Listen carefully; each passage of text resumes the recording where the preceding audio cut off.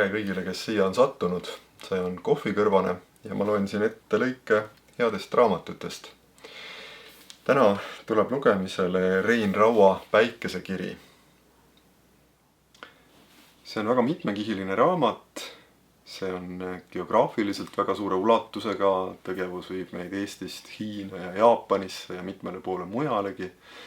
Kõikjale üle Tsaari Venemaa ja hiljem siis Nõukogude Venemaa. Siin on väga palju põnevat tõesti, aga samas on siin ka huvitavaid mõtteid filosoofiast, keelefilosoofiast, keele toimimisest ja üleüldse maailmast.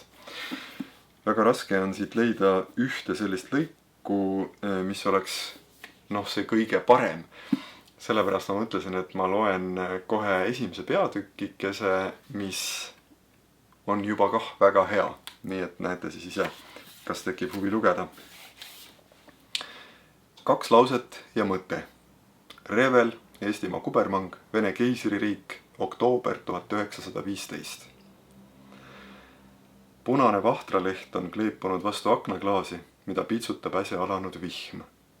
On justkui kurb, kuid see kurbus on kerge, sellesse päeva täpselt sobiv. Segi teadmatusega, segi ustega, mis nende ees päris lahti veel polegi läinud, aga varsti lähevad, selles pole kahtlust. Mida preilid soovivad? Jah, täna on nad preilid. Nad istuvad Petersoni esimese järgu restorani pooltühjas saalis, kuhu rahakoti poolest poleks neist ju kummalgi üldiselt asja, aga täna on selline päev. Ma paluksin tassi kohvi, ütleb üks neist, matsakam, lili, suhkruga. Kas soovite ka koort, uurib ettekandja? Jah, võib-olla tõesti võtaksin, noogutab lili. Just lili, täna, siin.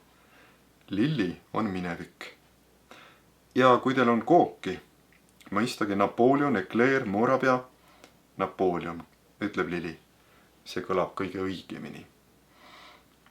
Mulle täpselt sama, lisab teiselt poolt lauda Mari, selline kelmikate lokkidega nöbinina. Ettekandja paneb kõik kirja ja eemaldub, laiskade eneseteadlike sammudega. Tema on siin perenaise eest. Ja mis sellest, et võib-olla ainult pool aastat varem linna kolinud kui need 2 tüdrukut. Suhkur on doosist tobuke, sosistab Mari nüüd hellalt. Lili hakkab naerma. Ei ole minu jaoks need peened kombed, ütleb ta. Mari kihitab õlgu. Ära sa räägi, ütleb ta. Kunagi ei tea, mis elu tuua võib. Ja selles on tal kahtlemata õigus. Täna on neil mõlemal põhjust pidutseda. Mari on juba mitu nädalat kohta otsinud ja tema ootused ja lootused on selle aja jooksul päris kõrgest trepist alla pidanud veerema, nii et valus kohe. Aga eile naeratas talle õnn.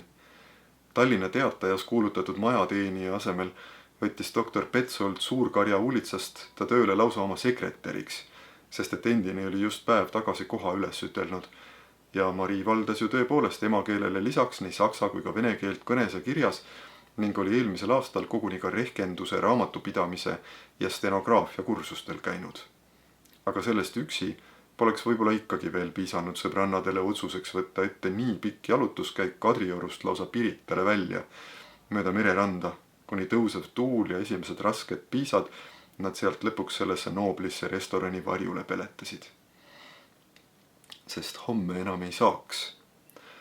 Homme on Lili juba teel kaugele ära, alguses rongiga Peterburi ja kuhu sealt edasi, seda ei teada veel täpselt isegi. Lõpuks ometi on ka tema leidnud töö, mida mitte keegi ei tee temast paremini.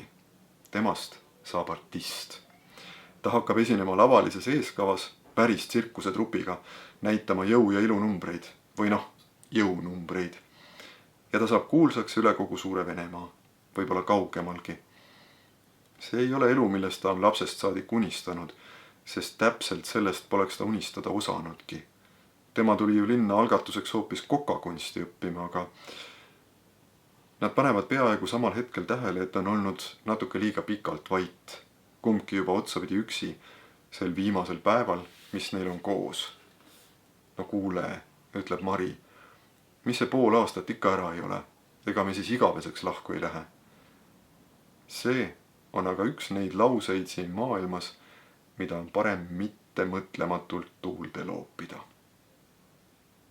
Seda raamatut Päikesekiri soovitan mina teile kohe soojalt. ja kui teinekord tagasi tulete, siis soovitan üht-teist head lugemist veel. Aitäh ja kohtumiseni!